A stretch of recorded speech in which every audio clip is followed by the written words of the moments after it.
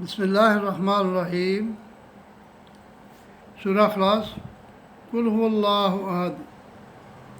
یہ صورت جو بندہ اس کو 10 مرتبہ پڑھتا ہے اس کو 3 قرآن پاک پڑھنے کا ثواب تو مل ہی جاتا ہے، لیکن اس کا 10 مرتبہ پڑھنے والا صحیح حدیث میں ہے کہ نبی کریم صلی اللہ علیہ وسلم نے فرمایا کہ اس کے لیے جنت میں ایک خوبصورت محل تیار کر دیا جاتا ہے، کیونکہ اس صورت کو بنیادی وجہ یہ ہے کہ اس میں اللہ کی توحید بیان ہوئی ہے۔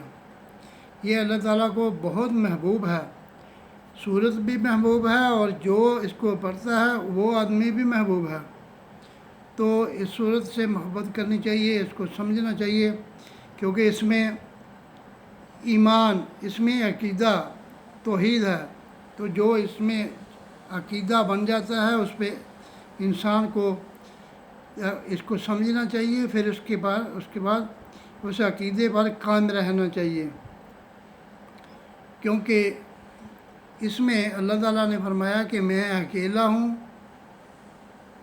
نہ میرا کوئی، میں کسی کا باپ ہوں، نہ میرا کوئی بیٹا، اور میں بے نیاز ہوں، ہر قسم کی چیزوں سے میں بے نیاز ہوں، اور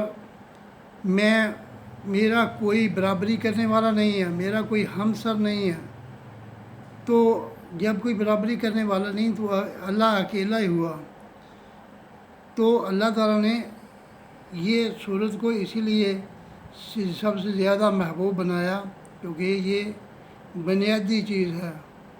اسلام کی بنیاد یہاں سے ابتدا ہوتی ہے کہ اللہ اکیلا ہے، دوسرے لوگ اکیلا نہیں مانتے۔ تو جن لوگوں کا یہ عقیدہ ہے کہ نبی کریم صلی اللہ علیہ وسلم اللہ کے نور میں سے نور ہیں، انہوں نے کہاں سے دلیل لی؟ کیونکہ اللہ تعالیٰ تو اس صورت میں کہہ رہا ہے کہ میں اکیلا ہوں، مجھ میں سے کوئی نکلا نہیں ہے، نہ میں کسی سے نکلا ہوں، نہ میرا کوئی باپ ہے، نہ میری اولاد ہے، اور نہ میں کسی کا باپ ہوں۔ تو یہ عقیدہ جو ہے یہ تو صاف صاف اللہ تعالیٰ خود بیان کر رہا ہے کہ مجھ میں سے کوئی نہیں نکلا، اور نبی کریم صلی اللہ علیہ وسلم کی حدیث بھی ہے کہ مجھے اللہ کا بندہ اور اللہ کا رسول کہو۔ جیسے ہم کہتے ہیں اشہد ان محمد عبدہ و رسولہ، کہ ہم گواہی دیتے ہیں کہ محمد صلی اللہ علیہ وسلم اللہ کے بندے اور رسول ہیں، اور پھر یہ کہاں سے عقیدہ آ گیا کہ نور میں نور اللہ والا، کہ نبی کریم صلی اللہ علیہ وسلم اللہ کے نور میں سے نور ہیں؟ کیونکہ نبی کریم صلی اللہ علیہ وسلم تو آدم کی اولاد ہیں۔ اللہ تعالیٰ نے جتنے بھی نبی بھیجے آدم علیہ السلام کی اولاد میں سے بھیجے، تو آدم علیہ السلام کو تو اللہ تعالیٰ نے اپنے ہاتھ سے بنایا۔ تو یہ عقیدہ وہ قرآن کی بھی مخالفت ہے اور حدیث کی بھی مخالفت ہے۔